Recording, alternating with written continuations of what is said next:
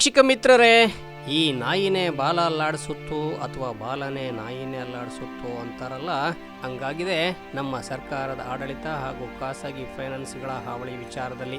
ಸರ್ಕಾರಕ್ಕೆ ಇವರ ಹಾವಳಿಗೆ ಮೂಗುದಾರ ಹಾಕುವ ಇಚ್ಛಾಶಕ್ತಿ ಇಲ್ವೋ ಅಥವಾ ಸರ್ಕಾರಕ್ಕಿಂತ ಇವರೇ ಪ್ರಬಲರೋ ಅನ್ನೋ ಅನುಮಾನ ಜನಸಾಮಾನ್ಯರಲ್ಲಿ ಮೂಡತೊಡಗಿದೆ. ಅದಕ್ಕೆ ಜೀವನೋದಾಹರಣೆಯ ಕೇಸ್ ಒಂದನ್ನು ನಿಮ್ಮ ಮುಂದೆ ಇಡುವ ಯತ್ನ ನಡೆಸ್ತೇನೆ. ಆಮೇಲೆ ನೀವೇ ಒಂದು ತೀರ್ಮಾನಕ್ಕೆ ಬಂದ್ಬಿಡಿ. ಈ ವ್ಯಕ್ತಿ ಇದಾರಲ್ಲ, ಇವ್ರ ಹೆಸರು ಬೆಳಗುಂಬ ವೆಂಕಟೇಶ್ ಅಂತ. ಈತ ರಾಜಕಾರಣಿ ಕಮ್ ಸಾಮಾಜಿಕ ಹೋರಾಟಗಾರ. ಇದ್ರ ಜೊತೆಗೆ ಸಮೃದ್ಧಿ ಶಿಕ್ಷಣ ಟ್ರಸ್ಟ್ ಅನ್ನೋ ಸಂಸ್ಥೆಯಲ್ಲಿ ಒಂದು ತಂಡ ಕಟ್ಟಿಕೊಂಡು ತೀರಾ ನಿಕೃಷ್ಟ ಬದುಕು ಸವೆಸುವ ಮಂದಿಯನ್ನ ಹುಡುಕಿ ಅವರ ನೆರವಿಗೆ ನಿಲ್ಲುವ ಪರಿಪಾಠ ರೂಢಿಸಿಕೊಂಡಿದ್ದಾರೆ. ಹೀಗಿರುವ ವೆಂಕಟೇಶ್ ಇತ್ತೀಚೆಗೆ ಕೆಲಸದ ನಿಮಿತ್ತ ತಾಲೂಕು ಕಚೇರಿ ಬಳಿ ಹೋಗಿದ್ದಾಗ ಹಸುಗೂಸೊಂದನ್ನ ಆಟೋದಲ್ಲಿ ಮಲಗಿಸಿಕೊಂಡು ಯಾರೋ ನಮ್ಮ ನೆರವಿಗೆ ಬರ್ತಾರೆ ಅಂತ ಬಾಣಂತಿ, ಅವರ ಬಡತಾಯಿ ಹಾಗೂ ಶಾಲೆಯಿಂದ ವಂಚಿತನಾಗಿರುವ ಬಾಲಕ, ಈ ದುಸ್ಥಿತಿಯಲ್ಲಿದ್ದ ಒಂದು ಕುಟುಂಬ ಕಣ್ಣಿಗೆ ಬಿದ್ದಿದೆ.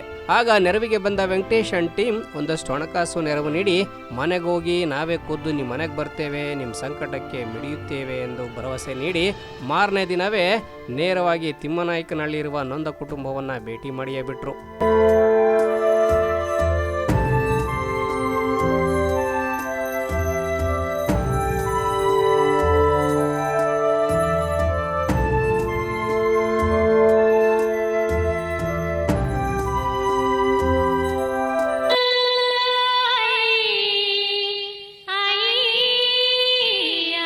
ಗ್ರಾಮಕ್ಕೆ ಹೋದಾಗ ನಮ್ಮ ಕಣ್ಣಿಗೆ ರಾಚಿದ್ದು ಇನ್ನೂ ಕಂಪ್ಲೀಟ್ ಆಗದ ಮಂಜುಳಾ ನರಸಿಂಹಮೂರ್ತಿ ದಂಪತಿಗಳ ಸೀಲ್ಡ್ ಬಿದ್ದಿರುವ ಮನೆಯ ಸ್ಥಿತಿ. ಆಗ ಮಾತಿಗೆ ಇಳಿದ ಮಂಜುಳಾ ಕುಟುಂಬದ ನೋವೇನು ಅಂತ ಅವರೇ ಹೇಳ್ತಾರೆ, ಕೇಳಿಸ್ಕೊಳ್ಳಿ. ನಾವು ಇಲ್ಲಿ ಮನೆ ದುಡ್ಡು ಎತ್ಕೊಂಡಿದ್ವು. ಅವರು ಬಾಂಟಿದ್ರು ಒಳಗಿದ್ರು, ನಮ್ಮ ಅಕ್ಕೆ ತೀರೋಗಿದ್ರು. ಅವತ್ತು ತಿಥಿ ಇತ್ತು. ಒಂದು ದಿವಸ ಟೈಮ್ ಕೇಳಿದ್ಕೆ ಇಲ್ಲಮ್ಮ ಆಗಲ್ಲ ಅಂದಿದ್ಕೆ ಅವಕ್ಕೆಲ್ಲ ಆಚೆ ಕಳ್ಗು, ಮಳೆ ಅಂದರೆ ಮಳೆ ಹೊತ್ತು ಒಂದು ದಿವಸ ಟೈಮ್ ಕೊಡಿದ್ರು ಕೊಡಲಿಲ್ಲ ಸರ್ ನಮಗೆ. ಅಲ್ಲ, ಎಷ್ಟು ಜನ ನಿಮ್ಮ ಮಕ್ಕಳು? 3 ಹೆಣ್ಮಕ್ಳು, ಒಂದು ಗಂಡು ಗಬ್ಬರಪ್ಪ ಅವನ ಮಗ. ಅವನು ಸ್ಕೂಲ್ ಬ್ಯಾಗು ಬುಕ್ಕು ಓದೋ ಬುಕ್ ಎಲ್ಲ ಒಳಗೆ ಅವೆ. ಸ್ಕೂಲ್ಗೆ ಓದ್ತಿಲ್ಲ ಸರ್. ಇಂಥ ವನವಾಸ ಯಾರಿಗೂ ಬರೋದು ಬೇಡ, ಏನೋ ಬೇಡ. ಅವ್ರು ಒಂದು ದಿವಸ ಆದ್ರೂ ಟೈಮ್ ಕೊಡ್ಲಿಲ್ವ ನಮಗೆ. ನಿಮ್ಮ ಹೆಸರೇನಂದ್ರಿ? ಮಂಜುಳಾ. ಮಂಜುಳಾ, ಈಗ 3 ಹೆಣ್ಮಕ್ಳು ಮದುವೆ ಮಾಡಿದ್ದೀರಾ? 3 ಹೆಣ್ಮಕ್ಳು ಎಷ್ಟು ದಿನ ಇಡ್ಸ್ಕೊಳಕತ್ತ ಸರ್ ನಾವು ಬಡವರು. ಅಲ್ಲ, ಈ 3 ಜನಕ್ಕೂ ಮದುವೆ ಮಾಡಿದ್ದೀವಿ? 3 ಮದುವೆ ಮಾಡಿದ್ದೀನಿ. ಈಗ ಮೊಮ್ಮಕ್ಳಿದಾರಾ? ಚಿಕ್ಕ ಮಕ್ಕಳೆಲ್ಲ? ಎಳೆ ಮಕ್ಕಳೇ.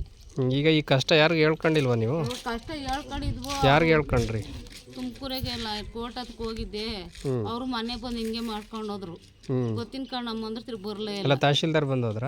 ಬಂದು ಹೋದ್ರು ಅವರು. ಎಲ್ಲಿಗೆ ಹೋಗಿದ್ರಿ? ನಾನೇ ಅಲ್ಲಿಗೆ ಹೋಗಿದ್ದು ಸರ್, ಕೋರ್ಟ್ ಹತ್ರಕ್ಕೆ ಹೋಗಿದ್ವು. ಅವ್ರು ಯಾರೋ ನೋಡ್ದೆ ಬರ್ತಾರಂತಂದ್ರು. ಕಾದು ಕಾಸು ಹಾಗಾಗಿ ಊಟ ಇಲ್ಲ, ನೀರಿಲ್ಲ, ಎಂಥದಿಲ್ಲ. ಮಕ್ಕಳು ಮರಿಯಲ್ಲಿ ಹಾಕೊಂಡು ವನವಾಸ ಮಾಡ್ತಿದ್ದೀನಿ. ಇವತ್ತು ಅದಕ್ಕೆ ಇವರು ಕೈಯೇನ ಕಾಲ ಕೈ ಹಿಡ್ದು ಬಂದು ನಡಿಯಮ್ಮ ಬರ್ತೀವಿ ಅಂತ ಕರ್ಕೊಬಂದವ್ರೆ. ಹುಷಾರಿದ್ದ ಅನ್ಕೊಬಿಟ್ಟಿದ್ದೆ ನಾನು. ಅವ್ರು ಯಾರು ಅಂತ ಗೊತ್ತೇನಮ್ಮ? ಏನಮ್ಮ ಅಣ್ಣನ ಅಂದ್ಕೋಬೇಕು.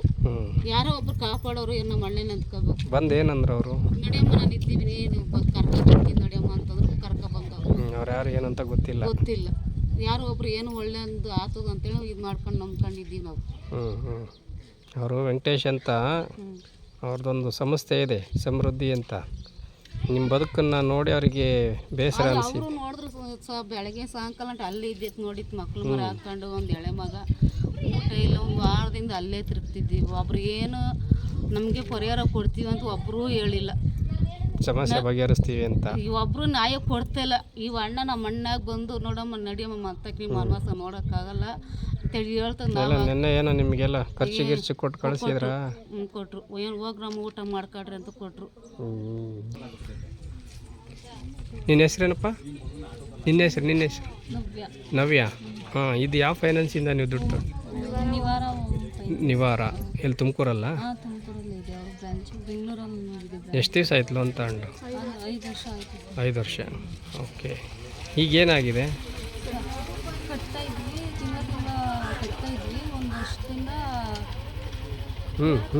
ಒಂದು ವರ್ಷದಿಂದ ಕಟ್ಟ ನಿಲ್ಲಿಸಿದ್ವಿ. 3 ಜನಕ್ಕೂ ಮದುವೆ ಮಾಡಿದ್ರು. ಅವ್ರು ಸ್ವಲ್ಪ ಪ್ರಾಬ್ಲಮ್ ಆಯಿತು, ಕಟ್ತಾ ಇರಲಿಲ್ಲ. ಅವ್ರು ಏನೂ ಬಂದು ಮನೆಯಲ್ಲ ರೆಸ್ಪಾನ್ಸ್ ಮಾಡಿಲ್ಲ. ಈ ಥರ ಹಿಂಗೆ ಐತೆ ಅಂತ ಹೇಳ್ಬಿಟ್ಟು ಏಕಾಏಕಿ ಬಂದ್ಬಿಟ್ಟು ಮನೆಯಲ್ಲಿ ಎಲ್ಲ ಬಾಳ್ತಿದ್ರು.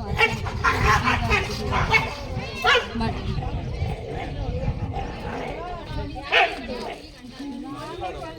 ಯಾವತ್ತು ಬಂದ್ರಮ್ಮ ಫೈನಾನ್ಸ್ನವರು? ಸರ್ 7ನೇ ತಾರೀಕು. ಮಳೆ ಅಂದರೆ ಮಳೆ ಸರ್ ಇವತ್ತು. 7 ಆಗಸ್ಟ್ 7 ರಾತ್ರಿ ಹೊತ್ತಲ್ಲ? ಹಾಂ, ಬೆಳಗ್ಗೆ ಹೊತ್ತಲ್ಲ. ಬೆಳಗ್ಗೆ? ಮಳೆ ಅಂದರೆ ಮಳೆ ಬರ್ತಾಯಿದೆ. ವಿಡಿಯೋ ಎಲ್ಲ ಇದೆ ಸರ್, ವಿಡಿಯೋ ಎಲ್ಲ ಮಾಡ್ಕೊಂಡಿದ್ದೀವಿ. ಎಷ್ಟು ಕೇಳ್ಕೊಂಡ್ರು ಅವರು. ಇವತ್ತೊಂದಿನ ಅಂತ ರಿಕ್ವೆಸ್ಟ್ ಮಾಡಿದ್ರು ಬಿಡಲಿಲ್ಲ. ಅಲ್ಲ ಬಾಣಂತಿ ಸಣ್ಣ ಮಕ್ಕಳು ಎಲ್ಲ ಸ್ಪ್ರೇ ಮಾಡಿಬಿಟ್ಟು ಒಳಗಡೆ ಎಲ್ಲ ಸ್ಪ್ರೇ ಮಾಡಿದ್ರು. ಆಚೆ ಹೋಗಿ ಅಂತ ಹೇಳ್ಬಿಟ್ಟು ಏನು ಒಂದು ಬಟ್ಟೆ ಹಾಕೊಳ್ಳೋಕ್ಕೂ ತಕ್ಕೊಂಡಿಲ್ಲ, ಏನೂ ಇಲ್ಲ. ರೇಷನ್ ಎಲ್ಲ ಒಳಗಡೆ ಇದೆ. ನನ್ನ ತಮ್ಮ ಇನ್ನೂ ಚಿಕ್ಕವನು, ಓದೋ ಬುಕ್ಗಳು ಇಲ್ಲ, ಬ್ಯಾಗು ಎಲ್ಲ. ಅವನು 15 ದಿನದಿಂದ ಸ್ಕೂಲ್ಗೂ ಹೋಯ್ತಾ ಇಲ್ಲ. ಅಲ್ಲ ನಿಮಗೆ ಏನೇನು ಬೇಕಿತ್ತು ಅದು ಯಾವುದನ್ನು ನಿಮಗೆ ತಗೊಳಕ್ಕೂ ಬಿಟ್ಟಿಲ್ಲ? ತಗೊಳಕ್ಕೂ ಬಿಟ್ಟಿಲ್ಲ. ಎಲ್ಲ ಸ್ಪ್ರೇ ಮಾಡ್ತಾ ಇದ್ದಾರೆ. ಆಚೆ ಹೋಗಿ ಸ್ಪ್ರೇ ಏನು ಸ್ಮೆಲ್ ಇತ್ತು? ಅದು ಸ್ಮೆಲ್ ಇತ್ತು. ಇರಂಗಿಲ್ಲ ಅನ್ನೋ ಇರಂಗಿಲ್ಲ, ಹೋಗ್ರಿ ಆಚೆ ನಾವು ಹೋಗಲ್ಲ ಅಂದ್ರು ಕೇಳಲಿಲ್ಲ. ಬಲವಂತವಾಗಿ ಆಚೆ ಹಾಕಿದ್ವಿ. ನಿಮ್ಮದು ಊಟದ್ದು ಎಲ್ಲ ಒಳಗಡೆನೇ ಇದೆ. ಎಷ್ಟು ದಿವಸ ಆಯ್ತು ಹಿಂಗಾಗಿ? ಒಂದು ವಾರ. ಆಸ್ಪತ್ರೆಗೆ ಹೋಗೋರಂತ ಮಗುಗೆ ಒಂದು ವಾರದಿಂದ ಎಲ್ಲಿದ್ದೀರಾ ಮತ್ತೆ ಈಗ? ವಾರದಿಂದ ಇಲ್ಲೇ ಬೇಯಿಸ್ಕೊಂಡು ಕೊಡ್ಕೆ ಇದು ಮಾಡ್ತೀವಿ ಸರ್ ನಾವು. ಅಲ್ಲೇ ಆ ಕಡೆ ಜಾಗ ಅದಲ್ಲ. ಇನ್ನೊಬ್ಬ ಮಗಳು ಎಲ್ಲಿ? ಅವರು ಆಸ್ಪತ್ರೆಗೆ ಹೋಗವ್ರೆ. ಪಾಪುಗೆ ಹುಷಾರಿಲ್ಲ. ಪಾಪು ಆಗಿದೆ ಅವ್ರಿಗೆ? ಅವರೇ ಇದ್ದಿತ್ತು ಮೇನು. ಅವರು ಮತ್ತೆ ಇವರೇ ಇದ್ದಿತ್ತು. ಮಗ ಇಲ್ಲ? ಮಗ ಇಲ್ಲ. ಅವನೇ ಬಾರಿ ನಿಂತ್ಕೊಂಡು ಯಜಮಾನ್ರಲ್ಲಿ ಯಜಮಾನ್ರು ಅವ್ರು ಎಲ್ಗೋ ಹೋಗಿದ್ದಾರೆ. ಅವರು ದುಡಿಯೋಕ್ಕಾಗಲ್ಲ ಸರ್. ಅವರು ಹ್ಯಾಂಡಿಕ್ಯಾಪ್ ಥರ ಇದ್ದಾರೆ ಅವರು. ಹೌದು ವೀಕ್ಷಕರೇ, ಕಳೆದ 4-5 ವರ್ಷಗಳ ಹಿಂದೆ ತುಮಕೂರು ನಗರದ SS ಪುರಂನಲ್ಲಿರುವ ನಿವಾರ ಅನ್ನೋ ಖಾಸಗಿ ಫೈನಾನ್ಸ್ನಲ್ಲಿ ಇನ್ನೇನು ಕೊನೆ ಹಂತದಲ್ಲಿದ್ದ ಮನೆ ಕಾಮಗಾರಿ ಮುಗಿಸುವ ಸಲುವಾಗಿ 5 ಲಕ್ಷ ಸಾಲ ಪಡೆದಿದ್ದ ಈ ಕುಟುಂಬ ಆರಂಭದಲ್ಲಿ ಕೂಲಿ ನಾಲಿ ಮಾಡಿ ಕಂತು ಕಟ್ಟುತ್ತಾ ಬಂದಿದ್ದಾರೆ. ಇತ್ತೀಚೆಗೆ ತನಗಿರುವ 3 ಹೆಣ್ಮಕ್ಕಳ ಮದುವೆ ಮಾಡಿ ಅವರ ಬಸಿರು ಬಾಣಂತನ ಮಾಡುವ ಇಕ್ಕಟ್ಟಲ್ಲಿ ಸಾಲದ ಕಂತು ಕಟ್ಟಲಾಗಿಲ್ಲ. ಆಗ ಎದುರಾಗಿದ್ದೇ ಇವರ ಮನೆ ಸೀಸ್ ಮಾಡುವ ಮನೆ ಹಾಳ ಐಡಿಯಾ. ಅಕ್ಕ, ನಿಮ್ಮ ಹೆಸರೇನು? ನರಸಮ್ಮ. ಈ ಮಂಜಮ್ಮವ್ರ ಮನೆಗೆ ಈ ಫೈನಾನ್ಸ್ನವ್ರು ಬಂದ್ರಲ್ವಾ, ಅವತ್ತೇನು ತಿಥಿ ಇತ್ತ? ಏನಿತ್ತು? ತಿಥಿ ಇತ್ತು. ಸತ್ತೋಗಿದ್ರು ಅವ್ರ ಅತ್ತೆ. ಏನು ಹೇಳಿದ್ರು ಅವರು? ಅವ್ರು ಏನು ಸಹ ಬಿಡ್ಲೇ ಇಲ್ಲ. ಜನ ಫ್ರೈ ಹೊಡೆದ್ಬಿಟ್ರೆ ಅಂತ ಮಕ್ಳಿದ್ವಲ್ಲ, ಸಣ್ಣ ಮಕ್ಕಳು, ಅದಕ್ಕೆ ಎದ್ರಕೊಂಡಿತ್ತು. ಏನು ಮಾಡಿದ್ರು? ಫ್ರೈ ಏನೋ ಹೊಡೆದ್ರಿ ಅಂತ ಒಳಗಡೆ. ಹೌದಾ? ಓ, ಅಂದರೆ ಬಲವಂತ ಹೊರ ಹಾಕಿದ್ದ ಮನೆಯಿಂದ? ಇವ್ರು ಅವಕಾಶ ಕೇಳಿದ್ರಾ? ಕೇಳಿರಂತೆ ಸಹ ಬಿಡ್ಲಿಲ್ವಂತೆ ಪಾಪ. ಎಷ್ಟು ದಿವಸ ಅವಕಾಶ ಕೊಡು? ಒಂದು ಸ್ವಲ್ಪ ದಿನ ಅಂದ್ರೆ ಅವಕಾಶ ಕೊಟ್ಟಿಲ್ಲ. ಸ್ಪ್ರೇ ಮಾಡಿದ್ರಾ ಮನೆಗೆ? ಸ್ಪ್ರೇ ಮಾಡಿದ್ರು ಒಳಗಡೆಗೆಲ್ಲ. ಅಂದರೆ ಮನುಷ್ಯರು ಇಲ್ದಂಗೆ ಏನೋ ಮಾಡವ್ರೆ. ಕೇಳಿಸ್ಕೊಂಡ್ರಲ್ಲ ಈ ನರಸಮ್ಮ ಹೇಳೋ ಮಾತು. ಅಂದು ಮಂಜಮ್ಮ ಅವರ ಅತ್ತೆ ಸತ್ತ ತಿಥಿ ಅಂದ್ರು. ಇವ್ರ ಮಾತನ್ನ ಕಿವಿಗೆ ಹಾಕಿಕೊಳ್ಳದೆ ವಿತ್ ಲಾಯರ್, ಪೊಲೀಸ್ ಎಲ್ಲರನ್ನ ಕರ್ಕೊಂಡು ಬಂದು ಆಗಸ್ಟ್ 7ರಂದು ಮನೆಗೆ ಅದ್ಯಾವುದೋ ಸಿಂಪರಣೆ ಮಾಡಿ ಇವ್ರ ಬಟ್ಟೆ, ಬರೆ, ಸರಕು, ಸರಂಜಾಮು ಎಲ್ಲವನ್ನ ಮನೆ ಒಳಗೆ ಸೀಸ್ ಮಾಡಿ ಬೀಗ ಜಡಿದು ಮನೆಯವ್ರನ್ನೆಲ್ಲ ಹೊರ ಹಾಕಿದ್ದಾರಂತೆ ಈ ದನದಾಹಿ ಖಾಸಗಿ ಫೈನಾನ್ಸ್ ಪಾಪಿಗಳು. ಇದೆಲ್ಲ ನೋಡಿದ ಮೇಲೆ ಅವರು ತಾತ್ಕಾಲಿಕವಾಗಿ ಎಲ್ಲಿ ವಾಸ ಮಾಡ್ತಾರೆ ಅಂತ ಮನೆ ನೋಡಕ್ ಹೋದ್ರೆ ಅದು ಮತ್ತೊಂದು ಭಯಂಕರ ಸಂಗತಿ. ಹುತ್ತ ಬೆಳೆದು ದಿನೇ ಮನೆಗೆ ಹಾಕಿರುವ ಕಟ್ಟಿಗೆ ಗಿಳಗಳು ಕುಸಿಯುವ ಹಳೆ ಮನೆಯಲ್ಲಿ ಈ ಪುಟ್ಟ ಕಂದಮ್ಮಗಳ ಜೊತೆ ಇವರು ಜೀವನ ಸಾಗಿಸ್ತಾ ಇದ್ದಾರೆ. ಇದರಲ್ಲಿದ್ರೆ ನಮ್ಮೀಗ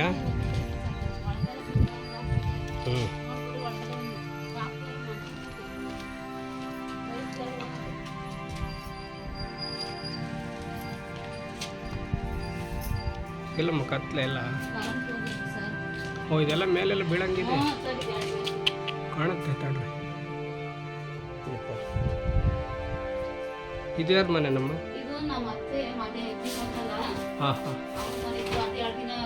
ಅವರೇ ಹೇಳಿದ್ರು ಮೇಡಮ್ ಅವರೇನೆ. ಅದಕ್ಕೇನೆ ಅವರು ಸ್ವಲ್ಪ ಬೀಡಿ ಅರೆಗುದ್ದಣಿಂದ ಬೀಡಿ ಕಟ್ಸಿದ್ರು. ಅದಕ್ಕೆ ಅವ್ರಿಗೆ ಸ್ವಲ್ಪ ಏನೋ ನೋಡ್ರಿ ಅದಕ್ಕೆ ಏನ್ ನೋಡ್ಕೊಂಡು ಹಿಂಗ್ ಮಾಡ್ಬೇಕು ಕಣ್ರಿ. ನೋಡಿ ಸರ್ ಅಯ್ಯೋ, ಇದೇ ಗೊತ್ತಾಯ್ತಲ್ಲಮ್ಮ. ನೋಡಿ ಸರ್ ತಿರ್ಗ ನೋಡಿ ರಾತ್ರಿ ಬಿದ್ದಂಗಾಗದೆ ಮರ. ರಾತ್ರಿ ಎಲ್ಲ ತೊಟ್ಟಿಟ್ಟಿತ್ತು, ತಪ್ಪಲೆ ಎಲ್ಲ ಇಟ್ಟಿದ್ವಿ. ಮಲ್ಕೊಳ್ಳೋಕು ಪಾಪನೆಲ್ಲ ಹಾಕೊಂಡು ಮಲ್ಕೊಳ್ಳೋಕು ಭಯ ಆಯ್ತದೆ ನಮ್ಗೆ. ಅಲ್ಲ ತಾಯಿ, ಗೊತ್ತಾಯ್ತಲ್ಲ, ನಿಮಗೆ ಭಯ ಆಗಲ್ವಾ? ಭಯ ಆಗ್ತದೆ. ನಿನ್ನೆ ಎಲ್ಲಿ ಹೋಗಿರೋಣ ಸರ್ ನಾವು? ಅವ್ರು ಎದ್ಕೊಂಡೆ ಹೋದ್ರು. ಅವರು ನಿಮ್ಗೇನು ಉತ್ತರ ನೋಡ್ಕೊಂಡು ನಾವು ಏನ್ ನಮ್ಮ ಮಕ್ಳು ಮರ ಕಣ ಎಲ್ಲಿರೋಣ ಸರ್ ನಾವು? ದೂರ ಓಡೋಗ್ತಾರೆ ಜನ. ಮತ್ತೆ ಇಂಥ ಮಕ್ಳು ಮರಗೆ ಇಂಥ ಮನೆಗೊಳಗೆ ನಾವು ರಾತ್ರಿ ಬಂದು ಮರ ಮರ್ಕೊಬಿಟ್ಟದೆ.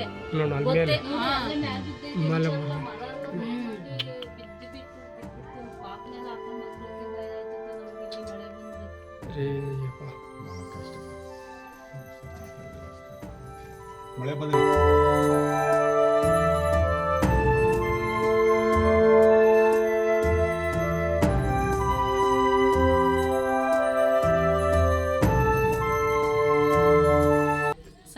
ಸವಿತಾ ಏನಾಗಿದ್ದೀರಾ? ನಾವು ಸಮೃದ್ಧಿ ಶಿಕ್ಷಣ ಟ್ರಸ್ಟಲ್ಲಿ ಮಹಿಳಾ ಅಧ್ಯಕ್ಷ ಆಗಿದ್ದೀವಿ. ಮಹಿಳಾ ಅಧ್ಯಕ್ಷರು. ಇವತ್ತು ಎಲ್ಲಿಗೆ ಬಂದಿದ್ರಿ? ನಾವು ತಿಮ್ಮನಹಳ್ಳಿಗೆ ಬಂದಿದ್ದೀವಿ ಸರ್. ಏನು ಸಮಸ್ಯೆ ಅಂತ ಇದು? ಸಮಸ್ಯೆ ಇವರು ಏನೋ ಫೈನಾನ್ಸಿಂದ ನಿವಾರ ಹೋಮ್ ಫೈನಾನ್ಸಿಂದ ಮನೆ ಕಟ್ಟಕ್ಕೆ ಅಂತೇಳಿ ಲೋನ್ ತಗೊಂಡಿದ್ರಂತೆ. ಮೊನ್ನೆ ಏನೋ ಒಂದು ವರ್ಷದಿಂದ ಕಟ್ಟಿಲ್ಲ ಅಂತ ಹೇಳ್ಬಿಟ್ಟು ಮನೆಯಿಂದ ಹೊರಗಡೆ ಹಾಕಿದ್ದಾರೆ. ಎಲ್ಲ ಹೆಣ್ಮಕ್ಳೆಲ್ಲ ಬಾಣ್ತಿ ಅಟ್ಲೀಸ್ಟ್ ಅಲ್ಲಿ ಒಳಗಡೆ ಇರೋ ಐಟಮ್ ತಗೊಳಕ್ಕೂ ಇವ್ರಿಗೆ ಅವಕಾಶ ಕೊಟ್ಟಿಲ್ಲ. ಮೆಡಿಸಿನ್ ಎಲ್ಲ ಒಳಗಡೆ ಎಲ್ಲ ಸ್ಪ್ರೇ ಮಾಡಿದ್ದಾರೆ. ಹಂಗಾಗಿ ಎಲ್ಲ ಚಿಕ್ಕ ಮಕ್ಳು ಇರೋದ್ರಿಂದ ಎಲ್ಲ ಆಚೆ ಬಂದ್ಬಿಟ್ಟಿದ್ದಾರೆ. ಒಳಗಡೆ ಯಾವ ಐಟಮು ತಗೊಂಡಿಲ್ಲ, ಏನಿಲ್ಲ. ಇಷ್ಟೊಂದು ಅಮಾನವೀಯವಾಗಿ ನಡ್ಕೊಳ್ಳೋದು ಫೈನಾನ್ಸ್ನವ್ರಿಗೆ ಅಷ್ಟೊಂದು ರೈಟ್ಸ್ ಇದೆಯಾ ಅಂತ, ಅದಕ್ಕೊಂದು ಕಾನೂನು ಪ್ರಕ್ರಿಯೆ ಏನಿಲ್ಲ. ಹೌದು, ಅದಕ್ಕೊಂದು ಕಾನೂನು ಪ್ರಕ್ರಿಯೆ ಅಂದರೆ ಚಿಕ್ಕ ಮಕ್ಳು ಇದ್ದಾರಲ್ವ ಸರ್, ಅದನ್ನಾದರೂ ನೋಡಿ ಅಟ್ಲೀಸ್ಟ್ ಒಳಗಡೆ ಇರೋ ಐಟಮ್ ಆದರೂ ತಗೊಳಕ್ಕಾದ್ರೂ ಬಿಡಬೇಕಾಯ್ತಲ್ಲ. ನೋಡಿ, ಹೆಣ್ಮಕ್ಳು 3 ಜನನೂ ಬಾಣ್ತಿದ್ದೀರೋ. ಈ ಮಕ್ಳುಗಳೆಲ್ಲ ಏನು ಈಗ ಒಂದು ಬಟ್ಟೆ ಬರೆ ಇಲ್ಲ, ಏನೂ ಇಲ್ಲ. ಎಲ್ಲ ಅಕ್ಕಪಕ್ಕ ನಿಮ್ಮ ಸಂಸ್ಥೆ ಅವ್ರ ನೆರವಿಗೆ ಬಂದಿದೆಯಾ? ಹೌದು ಸರ್. ನೋಡೋಣ ಏನಾಗಿದೆ ನೋಡೋಣ ಅಂತ ಹೇಳ್ಬಿಟ್ಟು ಇಲ್ಲಿ ಊರಿಗೆ ಬಂದಿದ್ದೀವಿ. ಏನು ಸಮಸ್ಯೆ ಅಂತೇಳಿ ತಿಳ್ಕೊಳ್ಳೋಣ ಅಂತ ಹೇಳ್ಬಿಟ್ಟು. ಅಲ್ಲಿಂದ ನೇರ SS ಪುರಂನಲ್ಲಿರುವ ಖಾಸಗಿ ಫೈನಾನ್ಸ್ ಕಂಪನಿಗೆ ಲಗ್ಗೆ ಇಟ್ಟ ವೆಂಕಟೇಶ್ ತಂಡಕ್ಕೆ ಅಲ್ಲಿಂದ ಬಂದ ಉತ್ತರವನ್ನು ಒಮ್ಮೆ ನೋಡಿಬಿಡಿ. ಸರ್, ನಿಮ್ಮ ಹೆಸರೇನು ಸರ್? ಮಧುಸೂದನ್. ಏನಾಗಿದ್ದೀರಾ ಸರ್? Area manager. ಅಲ್ಲ, ಈಗ ಪ್ರಾಕ್ಟಿಕಲಾಗಿ ಏರಿಯಾಗೆ ಹೋಗಿ ಬಂದೆ ನಿಮ್ಮ ಹತ್ರ ಬಂದಿದ್ದು. ಹ್ಯುಮ್ಯಾನಿಟಿ ಇಲ್ಲದ ರೀತಿ ಬಿಹೇವ್ ಮಾಡಿರೋದು ಕಣ್ಣಿಗೆ ಕಾಣ್ತಾ ಇದೆ. 3 ಹೆಣ್ಮಕ್ಳು, ಕೇಳಿ ಪೂರ್ತಿ ವಿತ್ ವಿಡಿಯೋ ಇದೆ. ಗರ್ಭಿಣಿ ಹೆಂಗಸರಿದ್ದಾರೆ, ಪುಟ್ಟ ಮಕ್ಕಳಿದ್ದಾರೆ, ಒಬ್ಬ ಮಗು ಇದ್ದಾನೆ, ಶಾಲೆಗೆ ಹೋಗ್ತಾ ಇಲ್ಲ. ಎಲ್ಲ ವಸ್ತುಗಳು ಸೀಸ್ಡ್ ಒಳಗಿದೆ, ನಮಗೇನು ಇಲ್ಲ ಅಂತೇಳಿ. ಈಗ ಒಂದು ಹಳೆ ಮನೇಲಿದ್ದಾರೆ, ಅದರ ಉತ್ತ ಎಲ್ಲ ಇದೆ. ಸಣ್ಣ ಮಕ್ಕಳು ಕೂಡ ಅದರಲ್ಲಿದ್ದಾರೆ. ಅದು ಹ್ಯೂಮನ್ ರೈಟ್ಸಿಗೆ ಹೋದರೆ ಆ್ಯಕ್ಚುಲಿ ರಿಯಾಲಿಟಿಗೆ ಅದು ರಾಂಗೇ. ಅದು ನೀವು ನೋಡಿ, ಅಲ್ಲ ನೀವು ಇನ್ನೊಮ್ಮೆ ಹೋಗಿ ನೋಡಿ. ಅಲ್ಲ, ನಾನು ವಿಸಿಟ್ ಮಾಡಿದಾಗ ನಾನು ತುಂಬ ಬ್ಯಾಕ್ ವಿಸಿಟ್ ಮಾಡಿದ್ವಿ. ಯಾಕೆ ನಾವು ಕಳಿಸ್ತೀವಿ. ಕೇಳಿ ಪೂರ್ತಿವಿ ಏರಿಯಾ ಮ್ಯಾನೇಜರ್, ನಾವು ನಿಮಗೆ ಕಾನ್ಫಿಡೆನ್ಸ್ ಇಲ್ಲ ಅಂದರೆ ಇನ್ನೊಮ್ಮೆ ವಿಸಿಟ್ ಮಾಡಿ, ಅವ್ರು ಎಲ್ಲಿ ವಾಸ ಮಾಡ್ತಾವ್ರೆ, ಅಲ್ಲಿ ಪರಿಸ್ಥಿತಿ ಹೇಗಿದೆ ಅಂತ. ಸೊ ಇರಲಿ, ಕಾನೂನು ಇರಲಿ, ದೇಶದ ಎಲ್ಲದೂ ಇರಲಿ, ಮಾನವೀಯತೆಗಿಂತ ಯಾವ್ದು ದೊಡ್ಡದಿಲ್ಲ. ನಾವು ಮಾನವೀಯತೆಯಿಂದನೇ ಹೋಗಿ ನಾವು ಸುಮಾರು ವಿಸಿಟ್ ಮಾಡಿ, ನಾವು ಹೋದಾಗ ಯಾರು ಇರಲ್ಲ, ಬ್ಯಾಂಕ್ ಇರಲ್ಲ, ಯಾವ ನಮ್ಮ ಸುಮಾರು ನಾನು ಒಂದು. ಆಮೇಲೆ ಇನ್ನೊಂದು ವಿಷಯ, ಅವ್ರ ಅತ್ತೆ ತೀರ್ಕೊಂಡಿದ್ದಾರೆ, ಅವತ್ತು ಅವ್ರದ್ದು ತಿಥಿ ಅಂತೆ. ಆ ತಿಥಿ ಅಂದ್ರೂ ಕೂಡ ಅದನ್ನ ಗಮನಕ್ಕೆ ಊರ್ನವ್ರು ಹೇಳ್ತಾರೆ. ಗಮನಕ್ಕೆ ಬರಲ್ಲ ಸರ್. ಅಲ್ಲ, ಊರ್ನವ್ರು ಹೇಳಿದ್ದಾರೆ. ಇದು ಲೀಗಲ್ ಹೋಯ್ತು ಅಂದ್ರೆ ನಮ್ಮ ಬ್ರಾಂಚ್ ಗಮನಕ್ಕೂ ನಮ್ಮ ಆಯ್ತು. ಈಗ ನೀವು ಹೇಳ್ಬೇಕಲ್ವಾ, ಏರಿಯಾ ಮ್ಯಾನೇಜರ್ ಪ್ರಾಬ್ಲಮ್ಸ್ ಇದೆ. ನಾವು ಎಲ್ಲ ಈಗ 1 ವರ್ಷದಿಂದ ಅವ್ರದ್ದೇನು ಡೀಟೇಲ್ಸು ನಾವು ಎಕ್ಸಿಕ್ಯೂಟಿವ್ ಇರ್ತೇವೆ, ನಾವು ಮಾಡ್ತೀವಿ, ಹೇಳ್ತೀವಿ. ಯಾವ ಒಂದು ಟೈಮ್ ಅಂತ ಇರುತ್ತೆ. ಆಯ್ತು ರೀ, ನಾವು ಹೇಳಿದ್ವಿ. ಈಗ ಕೊಟ್ಟಿರ್ತಾರೆ ಏರಿಯಾ ಮ್ಯಾನೇಜರ್ ಅವರೇ, ನಾವು ಹೇಳ್ತಿರೋದು ಹೆಂಗೆ ಗೊತ್ತಾ, ನೀವು ಕೊಟ್ಟಿದ್ದೀರಾ, ರಿಕವರಿ ಮಾಡೋದು, ನಿಮ್ಮ ರೂಲ್ಸು ರೆಗ್ಯುಲೇಷನ್ಸ್ ಎಲ್ಲ ಮಾಡ್ಕೊಳ್ಳಿ. ಅದೆಲ್ಲ ಹೊರತಾಗಿ ಒಂದು ಮಾನವೀಯತೆ ಅನ್ನೋದು ಇರುತ್ತಲ್ವ. 4 ಲಕ್ಷ ಕೊಟ್ಟಿದ್ದೀರಾ ಎಮ್ಮಂಗೆ, ಗೊತ್ತಾಯ್ತಾ ಸರ್? ನೀವೇನು 5 ಲಕ್ಷ ಪೂರ್ತಿ ಕೊಟ್ಟಿಲ್ಲ. ಸಮಸ್ಯೆ ಬಗೆಹರಿಸ್ರಿ ರೀ. ಬಾಣಂತೀರವ್ರಿ ರೀ, ನಿಮಗೆ ಖಂಡಿತ ನಾನು ಹೇಳ್ತೀನಿ ಕೇಳ್ರಿ. ನೀನು ಏನೇ ಮಾಡಿರೋ ನಿನಗೆ ತಡ್ತಿದ್ರೆ ನಿನ್ನ ಮಕ್ಳಿಗಾದ್ರೂ ತಡ್ತೈತೆ. ಕೇಳಿ ಸರ್, ಸ್ವಲ್ಪನಾದ್ರೂ ಇರ್ಬೇಕ್ರಿ. ನಾವಿಲ್ಲಿ ಬಂದಿದ್ದೇವೆ, ನಾವು ಬಂದಿದ್ದ ಉದ್ದೇಶ ಏನು, ಸಮಸ್ಯೆ ಬಗೆಹರಿಸೋಣ ಅಂತ ಬಂದಿದ್ದ ಅಷ್ಟೇ. ಬಗೆಹರಿಸಂತ ಕೆಲಸ ಮಾಡ್ತಾರ ನೀವು? ಅಲ್ಲಿ ಕೇರಳನ ಎಲ್ಲ ಹೋಗಕ್ಕಾಗ್ತಿಲ್ಲ. ಇಲ್ಲ, ತುಮಕೂರಿಗೆ ಅಷ್ಟೇ ಬೇಕಿರೋದು. ತುಮಕೂರಿಗೆ ಒಬ್ಬ ನಿಕ್ಕಬೇಕು ಸರ್. ನಾವ್ ಹೇಳ್ತಿರೋದು ನೋಡಿ ಸರ್, ನಮಗೂ ಕಾನೂನು ಗೊತ್ತು, ನಾವು ಕೋರ್ಟ್ಗೆ ಹೋಗ್ತೀವಿ. ಕೋರ್ಟ್ಗೆ ಹೋದ್ರೆ ಏನಾಗುತ್ತೆ ಅಂತ ನಿಮ್ಗೂ ಗೊತ್ತು. ಕೇಳಿ ಸರ್, ನಾನು ಹೇಳ್ತಾ ಇದ್ದೀನಿ, ಹೇಳಿ. ಲೀಗಲ್ ಸೆಲ್ ಏನಾಗುತ್ತೆ ಅಂತ ನಮಗೆ ಚೆನ್ನಾಗಿ ಗೊತ್ತು. ಆ ನೋವೇನು ಅಂತ ನಿಮ್ಗೂ ಗೊತ್ತು. ನಾವ್ ಹೇಳೋದೇನು ಅಂತಂದ್ರೆ, ನಾವು ಇಷ್ಟ ತಗ ತಾಳ್ಮೆ ಅಂತ ಸಮಸ್ಯೆ ಬಗೆಹರಿಸ್ರಿ ಅಂತ ಹೇಳ್ತಾ ಇದೀವಿ ಅಷ್ಟೇ. ಗೊತ್ತಾಯ್ತಾ ಸರ್? ಸಮಸ್ಯೆ ಬಗೆಹರಿಕೆ ನೀನ್ ಹೇಳ್ತಾ ಇದ್ದೀರಿ ಬೆಂಗಳೂರಿಗೆ ಹೋಗುವಂತ ಅಂದ್ರೆ ಯಾರು ನೀವು ಹೋಗ್ತಾರೆ ಬೆಂಗಳೂರಿಗೆ? ಬೆಂಗಳೂರಿಗೆ ನೀವು ಇಲ್ಲಿ ಆಫೀಸ್ ಬಿಲ್ ಮಾಡಿಕೊಂಡು ನೀವು ಬೆಂಗಳೂರಿಗೆ ಹೋಗಿ ಅಂತ ಅಂದ್ರೆ ಯಾರು ಇದು ಮಾಡ್ತಾರೆ? ಈ ಬ್ರಾಂಚ್ ಯಾಕೆ ಇಟ್ಟಿದ್ದೀವಿ? ಸಮಸ್ಯೆ ನೀನ್ ಮ್ಯಾನೇಜರ್, ನೀನ್ ಬಗೆಹರಿಸಬೇಕು. ನಮ್ಮ ಹತ್ರ ಕೇಸ್ ಇದ್ರೆ ನಾವು ಬಗೆಹರಿಸ್ತೀವಿ. ಕಷ್ಟ ಅರ್ಥ ಮಾಡ್ಕೊಂಡು ನಾವು ಹೋಗಿದೀವಿ. ಇಡೀ ಏರಿಯಾ ಜನ ಎಲ್ಲ ಬೈತಾರ್ರಿ. ಸಮಸ್ಯೆ ಬಗೆಹರಿಸೋದು ನೀವು ಬೆಂಗಳೂರಿಗೆ ಹೋಗಿ ಅಂದ್ರೆ ಆಗ್ತೈತೇನ್ರಿ? ಈಗ ಮುಂದಿನ ಫೋನ್ ಮಾಡಿದೀನಿ. ಫೋನ್ ಮಾಡೋ ಪ್ರಶ್ನೆ ಎಲ್ಲ ಬಗೆಹರಿಸೋದು. ಹೀಗೆ ನಡೆದ ವಾದ ವಿವಾದದ ಬಳಿಕ ಸಮೃದ್ಧಿ ಶಿಕ್ಷಣ ಟ್ರಸ್ಟ್ನ ಅಧ್ಯಕ್ಷ ಬೆಳಗುಂಬ ವೆಂಕಟೇಶ್ ಒಂದು ನಿರ್ಧಾರಕ್ಕೆ ಬಂದರು. ಅದೇನು ಅನ್ನೋದನ್ನು ಅವರೇ ಹೇಳ್ತಾರೆ, ನೀವು ಕೇಳಿಸ್ಕೊಂಡ್ಬಿಡಿ. ನಾನು ನಿನ್ನೆ ತಾಲೂಕ್ ಪಂಚಾಯತಿ ಕಚೇರಿಗೆ ಹೋದೆ, ಯಾರನ್ನ ಭೇಟಿ ಮಾಡಬೇಕಾಗಿತ್ತು. ಹಂಗಾಗಿ ಅಲ್ಲಿ ಏನಾಗ್ತದೆ ಅಂದರೆ, ಒಂದು 2-3 ಮಕ್ಕಳಿದ್ದು, 1-2 ಹೆಂಗಸ್ರುಗಳಿದ್ರು. ನಾವೇನಕ್ಕೆ ಯಾರು ನನ್ನ ಗಮನಕ್ಕೆ ತಗೊಂಬೋದು, ಸಾರ್ ಇಲ್ಲಿ ಕೂತ್ಕೊಂಡವ್ರು ನೋಡಿ, ಇವ್ರು ಯಾರು ಅಂತ ಕೇಳಿ ಅಂತ ಅಂದರು. ನಾನು ಅಲ್ಲಿ ಹೋದೆ. ಒಂದು ಮಗು ಆಟೋದಲ್ಲೇ ಇದೆ, ಇನ್ನೊಂದು ಮಗು ಆ ಅಮ್ಮ ತೊಡೆ ಮೇಲೆ ಹಾಕೊಂಡು ಕೂತ್ಕೊಂಡೈತೆ, ಇನ್ನೊಂದು ಮಹಿಳೆ ಐತೆ, ಅವ್ರ ಅತ್ತೇನೋ ಅವ್ರ ತಾಯಿನೋ ಏನೋ ಹೇಳಿದ್ರು. ಇನ್ನೊಬ್ಬ ಹುಡುಗ ಇದ್ದ. ಕೇಳಿದೆ, ಏನಮ್ಮ ಇದೆಲ್ಲ ಅಂತ ಕೇಳಿದಾಗ ಅವ್ರು ಏನು ಹೇಳಿರು ಅಂತಂದರೆ, ಅಣ್ಣ ನಮ್ಮ ಮನೆ ಖಾಸಗಿ ಫೈನಾನ್ಸ್ ಅವರು ಹಿಂಗೆ ಲೋನ್ ತಗೊಂಡಿದ್ದು, 4 ಲಕ್ಷ ಲೋನ್ ತಗೊಂಡಿದ್ದೀವಿ, ಹಂಗಾಗಿ 5 ಲಕ್ಷ ಲೋನ್ ತಾಡಿದ್ವಿ, 4 ಲಕ್ಷ ನಮಗೆ ಕೊಟ್ಟರು. ಮತ್ತು ನಾವು ಹೆಚ್ಚು ಕಡಿಮೆ 3.5ರಿಂದ 4 ಲಕ್ಷ ದುಡ್ಡನ್ನು ಬ್ಯಾಂಕಿಗೆ ಜಮಾ ಮಾಡಿದ್ದೀವಿ. ಆದರೂ ಕೂಡ ಬಂದು ಈ ಪೊಲೀಸ್ನೂ ಕರ್ಕೊಂಬಂದ್ಬಿಟ್ಟು ಮನೆಗೆ ಬೀಗ ಹಾಕಿ ನಮ್ಮನ್ನು ಆಚೆ ಓಡಿಸಿದ್ದಾರೆ. ನಾವು ಬಾಣಂತಿಯರಿದ್ದೀವಿ ಅಂತ ಹೇಳಿದರು. ಹಾಗಾಗಿ ನಾನೇನು ಮಾಡಿದೆ ಅಂತ ಅಂದರೆ, ನಮ್ಮ ಸಮೃದ್ಧಿ ಶಿಕ್ಷಣ ಟ್ರಸ್ಟ್ನ ಕಾನೂನು ಸಲಹೆಗಾರಾದಂಥ ADV ರಾಘವೇಂದ್ರ ಅವರು ಮಧುಗಿರಿ ಬಡವನಹಳ್ಳಿ ಅವರಿಗೆ ಗಮನಕ್ಕೆ ತಗೊಂಬಂದೆ. ಆದೇಶದ ಪ್ರತಿನೂ ಅವ್ರಿಗೆ ಹಾಕ್ಬಿಟ್ಟು ಆದಮೇಲೆ ಏನಾಯಿತು ಅಂತಂದರೆ, ಅವರು ಓದ್ಬಿಟ್ಟೆಲ್ಲ ನಾನು ಕೋರ್ಟಲ್ಲಿ ಸ್ಟೇ ಕೊಡಿಸ್ತೀನಿ, ಒಂದು 20% ದುಡ್ಡು ಕಟ್ಟಬೇಕಾಗ್ತೈತೆ, ಹಾಗಾಗಿ ಅವ್ರನ್ನ ಕಳಿಸಿ ಅಂತ ಹೇಳಿದರು. ಆ ಮೂಲಕ ನಾವೇನು ಮಾಡ್ದೋ, ಬೆಳಗ್ಗೆ ಇವ್ರಿಗೂ ನಾವು ಸ್ಥಳಕ್ಕೆ ಬರ್ತೀವಿ, ನಿಮ್ಮ ಊರಿಗೆ ಬರ್ತೀವಿ ಅಂತ ಹೇಳ್ದೋ. ಹಾಗಾಗಿ ನಮ್ಮ ಸಮೃದ್ಧಿ ಶಿಕ್ಷಣ ಟ್ರಸ್ಟ್ನ ಎಲ್ಲ ಪದಾಧಿಕಾರಿಗಳು ಇವ್ರನ್ನ ನೋಡಿ, ಇವರು ಏನು ಹೇಳ್ತಾರೆ ತಿಳ್ಕೊಂಡು, ಇವ್ರಿಗೂ ಕೂಡ ನಾವು ಕೋರ್ಟಿನ ವಿಚಾರಕ್ಕೆ ಸಂಬಂಧಪಟ್ಟಂಗೆ ಅದೇನಿದೆ ಅದನ್ನೆಲ್ಲ ಖರ್ಚು ವೆಚ್ಚ ಎಲ್ಲ ಸಮೃದ್ಧಿ ಶಿಕ್ಷಣ ಟ್ರಸ್ಟ್ ಭರಿಸ್ತೈತೆ. ಇಂಥ ಅದೆಷ್ಟು ಬಡ ಕುಟುಂಬಗಳು ಇಂತಹ ಖಾಸಗಿ ಫೈನಾನ್ಸ್ನವರಿಂದ ನರಳ್ತಾ ಇದ್ದಾವೋ ಏನೋ, ಜಿಲ್ಲಾಡಳಿತ ಇತ್ತ ಕಡೆ ಗಮನ ಹರಿಸುವ ಕೆಲಸ ಮಾಡಬೇಕಿದೆ. ಸರ್ಕಾರ ಕೂಡ ಇಂಥವರಿಗೆ ಕಡಿವಾಣ ಹಾಕುವ ನಿಟ್ಟಿನಲ್ಲಿ ಕಟ್ಟುನಿಟ್ಟಿನ ಕ್ರಮ ವಹಿಸಬೇಕಿದೆ. ವೆಂಕಟೇಶ್ ಅವರ ತಂಡದ ಕಾರ್ಯಕ್ಕೆ ನಮ್ಮದೊಂದು ಮೆಚ್ಚುಗೆ ಕೂಡ ಇರಲಿದೆ. ಅನಾಥ ಮಗುವಾದೆ ನಾನು, ಅಪ್ಪನೂ ಅಮ್ಮನೂ ಇಲ್ಲ.